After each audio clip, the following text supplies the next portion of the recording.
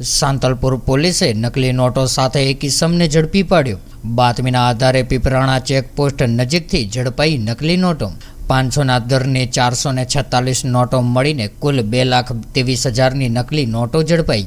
સાંતલપુર પોલીસે ગણેશ નામનો ઇસમ રહે બીકાનેર રાજસ્થાનનો જે નકલી નોટો સાથે ઝડપાઈ આવ્યો હતો, ત્યારે નકલી નોટો લઈને ગણેશ નામનો ઇસમ મોરબી તરફ જઈ રહ્યો હોવાની માહિતી સામે આવી હતી।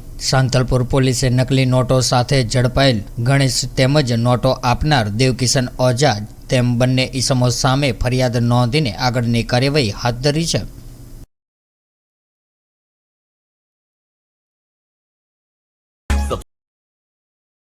Subscribe now and press the bell icon.